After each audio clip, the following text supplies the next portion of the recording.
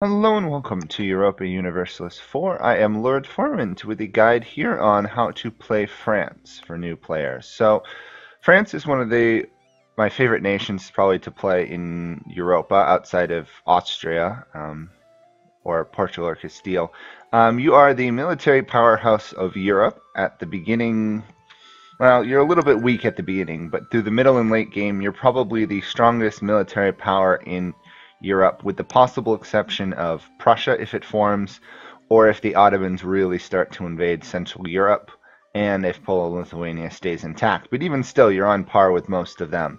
So at the beginning, France starts out having just survived some of the 100 Years' War with England. You, in fact, I believe you have a truce with England.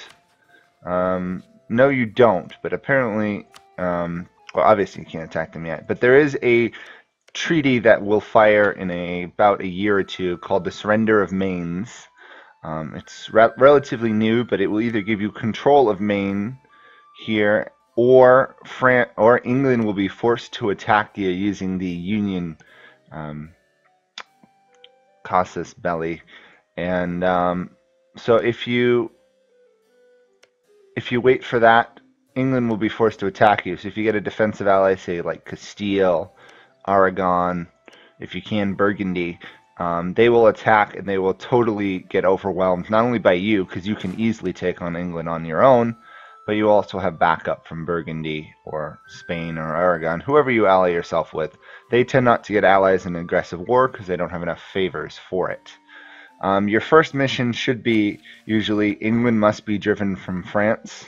You have to take all of their provinces in France. You don't have to take Calais up here, but it's worth trying to get it eventually anyway. So that's a mission you always want to take. Now, in terms of allies, I recommend usually Castile. Burgundy is a bit of a wild card. Sometimes they're rival to you, other times they're not. If you can ally them, they'll usually survive with your aid, and they'll grow into a powerhouse up here. However, if you attack them, they're losing a war, or before 1500, there's a chance their ruler dies and you inherit their French lands, which are these 4 or 5 provinces, or 5 or 6 provinces. You'll get a handful of provinces from Burgundy, and whoever gets the other Burgundy in succession, be it Castile or Austria, will take over the Netherlands up here. Netherlands and Belgium, to be specific. So, that's usually who you want to ally, is either Castile, Aragon, or Burgundy. You can usually get Aragon as an ally. Other ones that are potentially good is Savoy, usually is a fairly solid ally. Milan or Venice also tend to like you. And of course, if you can ally yourself to the Pope, is good. You're lucky in the sense that France is a very historically rich nation, so you get lots of different events. You'll get quite a few events that'll improve Paris. And just in general other benefits. At some point you'll get a claim on, I believe it's all of Naples, in fact, and you can go to war for it, which would involve you fighting Aragon and then taking these provinces. But if you can do it, you usually have to not fight anybody in a while, but you can get away with attacking them. And if you can take those provinces, it positions you well to dominate a lot of the rest of Italy. But it's pretty tricky, because if you fought a war, you can't kick England out of France without causing some problems, in terms of you can't take them all out in one war. And you also can't kill Brittany over here in a single war easily either. So you got to watch aggressive expansion. That's really your biggest weakness, because whoever you ally, you're never going to have Austria as an ally, because they're a historical rival. No one in the HRE is strong enough. France and England's rivalry will cause England to hate you for the rest of the game, pretty much. So those are problems. If you can get away with it, though, a way to beat England and wipe them off the game completely, which I particularly enjoy, is you want to conquer your way out to Brittany here. And then you can usually jump over here and vassalize one of the Irish miners. And if you can vassalize an Irish miner, then you can use them as a stepping stone to invade the rest of Ireland. From there, you can get an alliance with Scotland, and then you can invade England by land, which they cannot beat you at. But you're never going to be able to invade them at sea, because of their navy, so don't even try. You start off allied with Provence, which has the same dynasty, the De Valois dynasty, and there's a chance that they die out and you'll get a personal union over them. They currently have a personal union over Lorraine up here, which is in the HRE. Speaking of the HRE, that is something to watch out for. Attacking the HRE, of course, will call the Emperor in and all the Emperor's allies, and if Austria is the Emperor, they can muster quite a substantial force to repel you. So by and large, I recommend not fighting the HRE until you get overwhelmingly powerful, which means, you know, Brittany, England, Ireland, Scotland are your taking zones, or if you want to go invade Iberia, Castile, Aragon, and Portugal. If you wait till 1490, the Italian states will leave the HRE, and then you can safely invade them without repercussions from the Emperor. Usually the provinces up here, Brabant, Holland, will get independence if Burgundy dies, and they will, unless they get inherited by Austria, they usually get given independence in a war, and then they'll join the HRE, which is a problem. So that's that. Let's see what else. France has fairly good rulers, usually consistently throughout the game. I kind of wonder if the code is slightly oriented towards them getting fairly good rulers. You want to keep good rulers. Obviously, you want to disinherit if you have the ability to do so. Of anyone who has, usually rule of thumb is like 7 or 8 total skills, because at that point, below that, you can almost always roll a better heir. And as French, you usually have enough relations and reputation to get good alliances, because the French ideas are some of the best and most balanced in the game. You have national manpower modifier, which means you're always going to have large amounts of troops and you'll recover fairly quickly. Diplomatic reputation is just to help you, you know, ally people. Sadly, other than Ireland, there's not many places as France you'll be able to get vassals early on.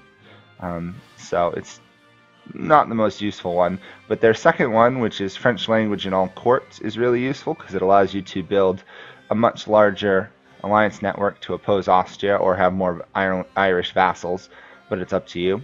The next one is probably one of the best ideas in the game, Elan, plus 20% of morale of armies. That is the highest morale bonus granted in the game. By comparison, Castile has 15, Austria has 10, Ottomans don't have any. The equivalent nation is Prussia, which gets their 20% morale significantly later in their idea tree. You also get plus 10% tax modifier, which is a nice bonus because the French lands are some of the richest in the game. Just from owning your land, even without taking land from England, you're the third largest nation in the game, and you're the second largest in the European Middle Eastern area, and you can easily outpace the Ottomans in terms of growth, which is amazing. Your third idea is if you want to do trading and colonizing with the natives. It reduces native uprising chance and increases their assimilation rate. That is very key because if you're going to use your expansion colonial ideas, you've got coexistence, which removes all chance of native uprising, trading, which has a 50% chance of native uprising, or repression, which gives you a 20% increase in settlers, but the natives are always going to rebel. It allows you, rather than doing native coexistence and not having to send troops, but colonizing slowly without a huge benefit, you can then take native trading, and since it's got negative 50, which stacks with your idea 50, you end up with 100% assimilation chance and 0% chance of native uprising, which means the land you colonize is going to be more productive than pretty much everyone else's. You're not going to colonize as fast as if you were repressing, but you also still don't need to spend troops, and your provinces will be a bit richer, which is really nice for France, because usually as your third idea tree, that's when you want to do exploration or expansion ideas and actually start colonizing. Before that, you really can't. You don't have the naval range of Castile or Portugal, and England has Cornwall, which helps them quite a bit. I mean, I guess you could do it earlier, but usually you're going to be a land European power rather than a colonial empire. Your next one, Vauban fortifications, reduce fort maintenance, is very nice because you have a very large border with not a lot of natural defenses other than the Pyrenees down here. And once you take over the English lands, you're going to get another 2 forts. So you're going to have a handful of forts. Some of these are not the best positions. However, the two down here are great because they prevent crossing the Pyrenees without sieging them. But over here, for example, you could almost put one over if you take Provence or stuff over here. You really want to prevent them from getting into your heartland provinces, which are right about up through here, 23, 30, 18. I usually put a fort over in Champagne because everybody loves to siege Champagne on their way to Paris. Of course, keeping Paris intact and not under siege will help you if its prosperity is up. So that was a very handy late game. You can have more forts, and then you have 10% technology cost decrease. I think it's the largest tech decrease in the game. It's very powerful. It means you're probably never going to fall behind in tech as France, or you can catch up quickly. And their last idea is another one that's wonderful: liberty, égalité, fraternité, freedom, equality, and brotherhood.